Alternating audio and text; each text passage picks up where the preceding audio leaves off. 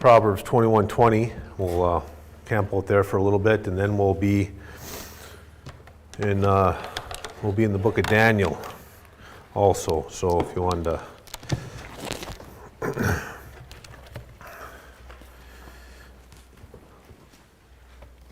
take a look at, so be prepared to go there. So.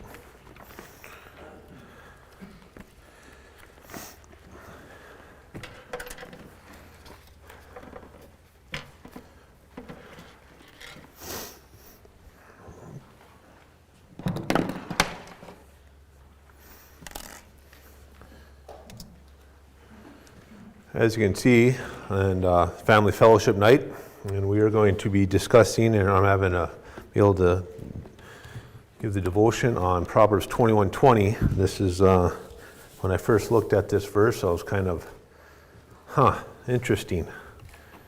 And then after I've studied it, I have come away from a totally different point of view. I'm very encouraged about the sovereignty of God through this verse in more ways than one.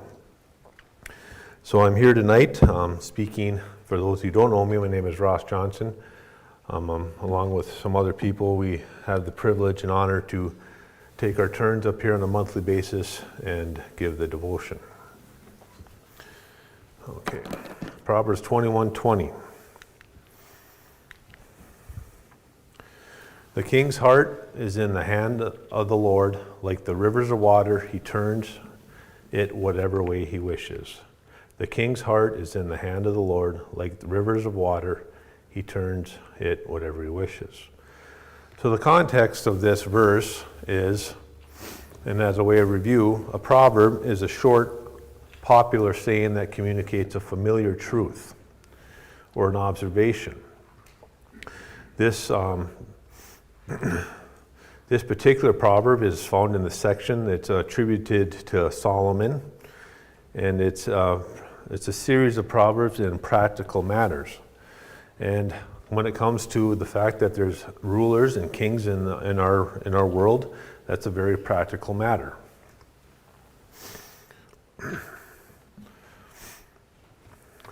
So let's define some of the words we find here.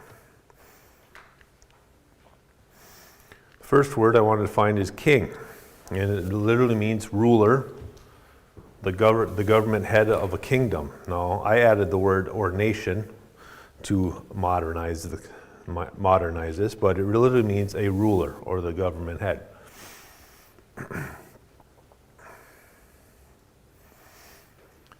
So we have a ruler of any nation or government.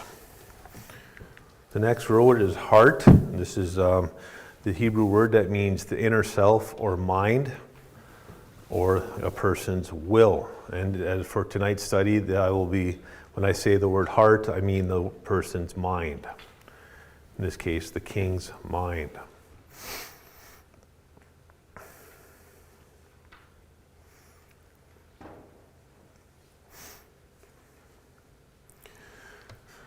The next word is hand, and this is going to mean the power, force, and ability to accomplish a task. Technically, it means the part of the human body from the wrist to the tip of the finger. So it literally means your hand. But it also can mean power or what is owned or controlled by another. The force and the ability sufficient to accomplish a task as an extension of the hand as a body part which is essential to manipulate one's environment. It can mean control also.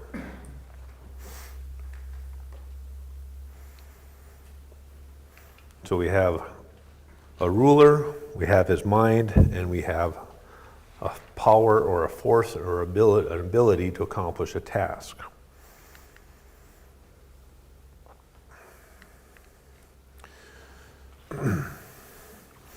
Now this word river is the Hebrew word peleg, and it's spelled P-E-L-E-G, and it means channel or stream of water used to cultivate plants. This is kind of an eye-opener for me. So as I'm thinking like a northern Minnesotan, when I'm thinking a river, I'm thinking the Mississippi, which I cross every day 5 times at work. Or even a small river, like the smaller river like the St. Louis or the Minnesota River. But we're thinking, when you say the word river, that's what I'm thinking of, is the Mississippi, the St. Louis River. But in this word that's translated river in this verse means a channel or a stream of water used to cultivate plants.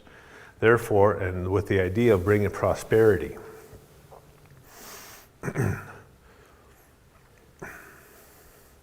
Now, this is the same word that we find in Psalms 1:3. And he shall be like a tree planted by the rivers of water. So therefore we think channel or stream of water to use to cultivate plants. That kind of gives a little different picture in my mind of what Psalms 1:3 is talking about and what Psalms 21:1 says. Now, just to have a contrast, Psalms 46:4 states, there is a river, and this is the Hebrew word Nahar, N-A-H-A-R, whose streams, Peleg, shall make glad the city of God, the holy place of the tabernacle of the Most High. Now this Nahar, is a flow of body water used to refer to a major river. It is this word is used to refer to the Nile and the Euphrates in Genesis 15:18, and it is also used to refer to the Tigris in Daniel 10:4. It says the great river, that is the Tigris.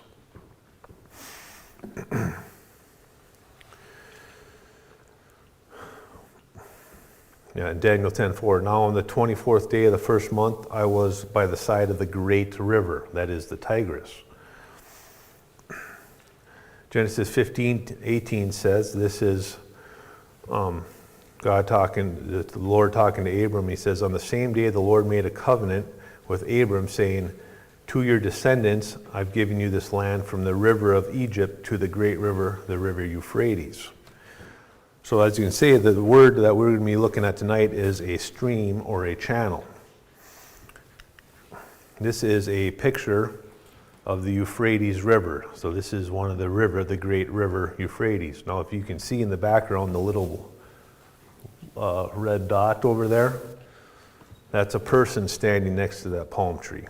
So to me, this is an average sized river in northern Minnesota.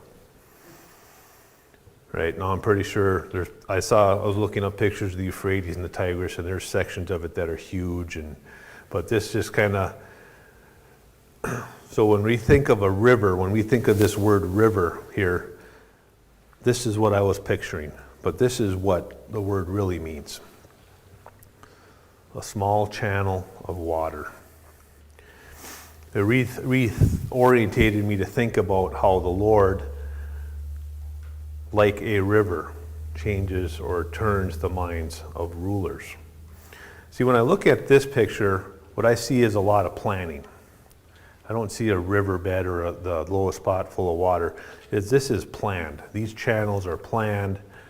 The crops are planted, and there's a plan that goes into it. Where does the channel need to be? What is the purpose of this channel? What is it watering? What is the best way to get it done correctly? What kind of crops are being planted? This is all thought out beforehand when you think of a channel or a stream or an irrigation ditch. It just reminded me that our Lord is sovereign and all-knowing. And so when you plan something like this, all these details were hammered out and figured out to the finest detail in eternity past. So that really kind of jumped off the page for me. So hopefully that makes sense to you as it did to me.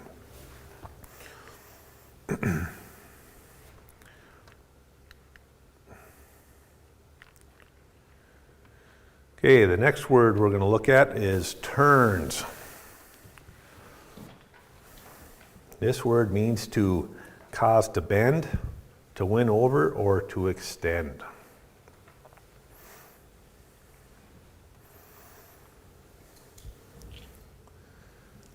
And finally, the last word, wishes, means desire or wants.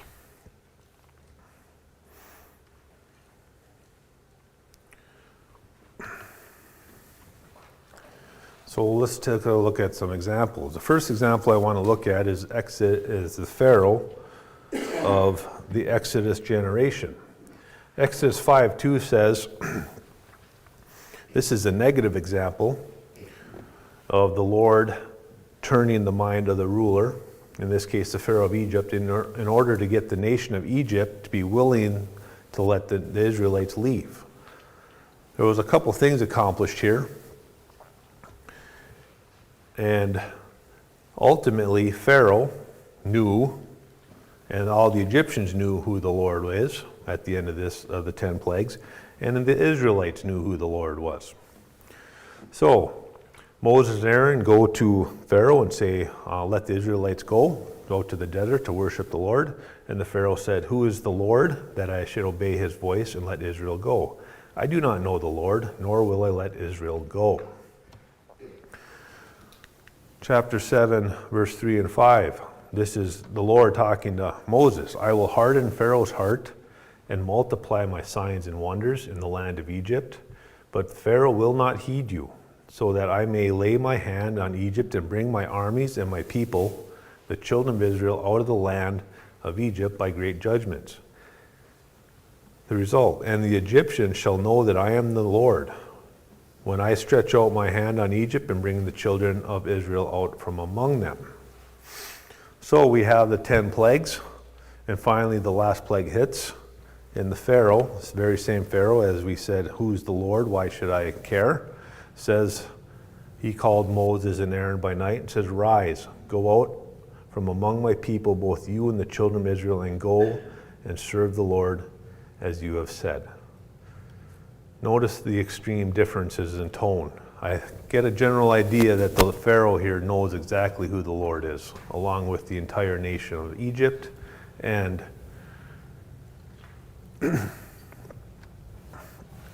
the children of Israel. In fact, we know 40 years later, when Joshua goes in to take Jericho, he sends in 2 spies, and this is what Rahab the spy says. Sorry. Now this is 40 years later. She said to them on the roof, and she said to the men, I know the Lord has given you the land, that the terror of you has fallen on us, that all of the inhabitants of the land are faint-hearted because of you. And why is this? For we have heard how the Lord dried up the water of the Red Sea for you when you came out of Egypt, and what you did to the 2 kings of the Amorites, who were on the other side of the Jordan, who you utterly destroyed. And as soon as we have heard these things, our hearts melted. Neither did there remain any courage in anyone because of you, for the Lord our God, for the Lord your God, he is God in heaven above and earth beneath. So, 40 years after this night, a resident of the Canaan land knows exactly who the Lord is. So if you're not in Daniel, we'll take a look at King Nebuchadnezzar for an example. Daniel chapter 4, I'll be highlighting some verses in 25 through 37. In this part of the book of Daniel, Nebuchadnezzar is warned by Daniel that he has a big head. And if he doesn't take care of it, he's going to have some bad things happen to him. Daniel 4:25. This king was warned, and this is Daniel in verse 25, warning the king because of a dream that he had.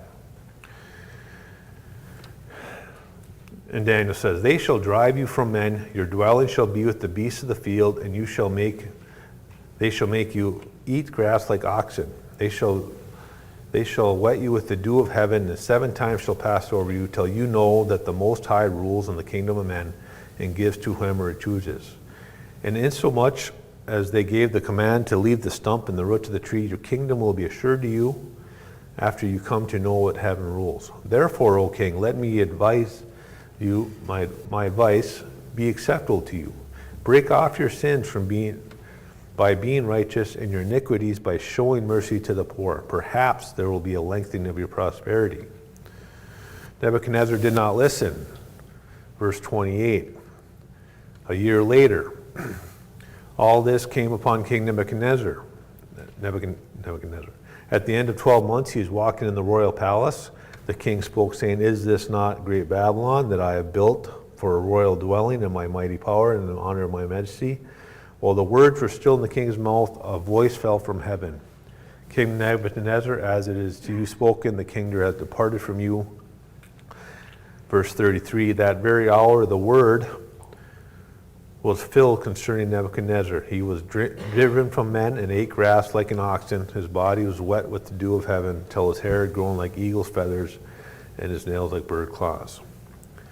So, here we go. We have a proud, mighty king. We already know that he's one of the strongest kings. He was even told within dreams that Daniel himself said, "This is you. You're the head of gold. You are the most powerful king on the world." So now we hear from Nebuchadnezzar.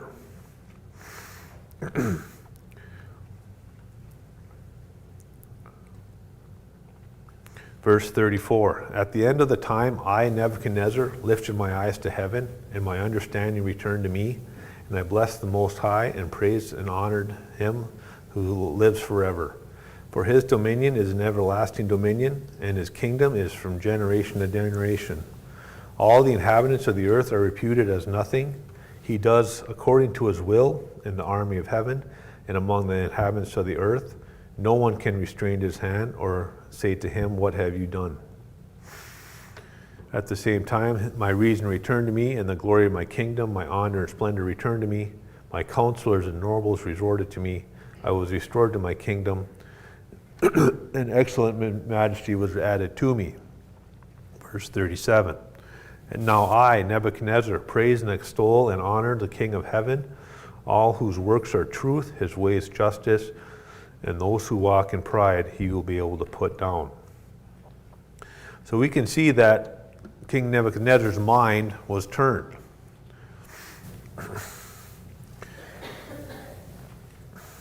And I often thought, well, why is we're looking at rulers here? What's so great about the rulers, you know?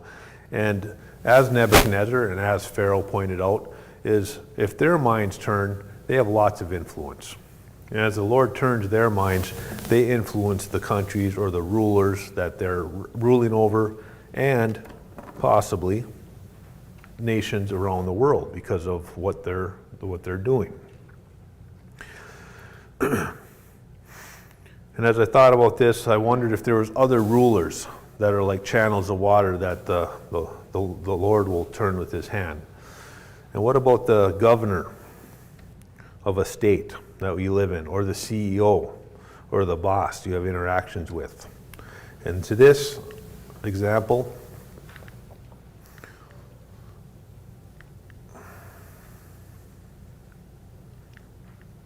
okay, I'm one slide behind, sorry about that. And for this, I thought of Joseph. Joseph, as you know, was sold into slavery down in Egypt.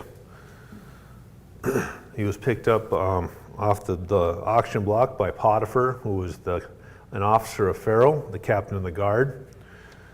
And verse 39, Genesis 39, verse 3 says, and his master saw that the Lord was with him. The Lord made all that he did prosper in his hand. So Joseph found favor in his sight and served him. Then he made him overseer of his house and put all that he had under his authority. So Joseph, the Lord is with him. Everything he does gets done really well and prospers. Then Joseph then gets thrown in jail. In verse 21 of Genesis 39, but the Lord was with Joseph and showed him mercy. And he, the Lord, gave him favor in the sight of the keeper of the prison. So I don't know how much time passed, but the fact is the Lord gave the keeper of the prison favor so the Lord gave Joseph favor in the sight of the keeper of the prison. So we can see by this example that the Lord doesn't just stop at the heads of nations but has turned the mind of the authorities that Joseph had in his life. I'm very encouraged by the fact that Joseph and his example, and how the Lord turned the minds of the rulers in his life long before he stood before the Pharaoh.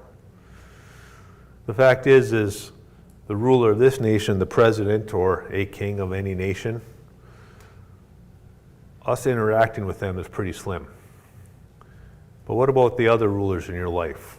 Do you understand that the Lord can turn their minds also? Your boss, the CEO of the company, other people that have delegated authority over you.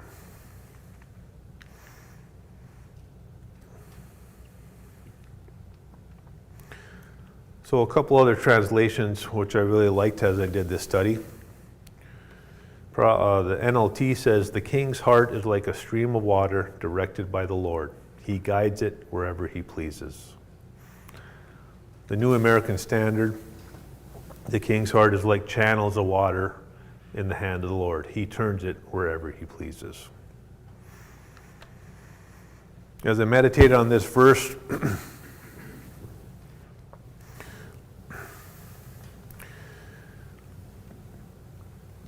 it came up to me, why would the Lord turn the minds of the ruler the way he does? Now, it goes without saying the ruler of any given country, as I said earlier, has a lot of influence over a nation and the surrounding area. We can see this in our lives every day, today, and we can see it throughout history. Through the three examples I saw, two of them in the Pharaoh and King Nebuchadnezzar as heads of nations, but we also saw that Joseph had rulers that were turned by the Lord in his life.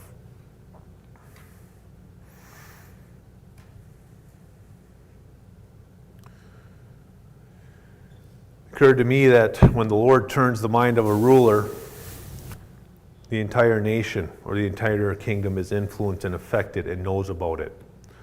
We can appreciate the character of God.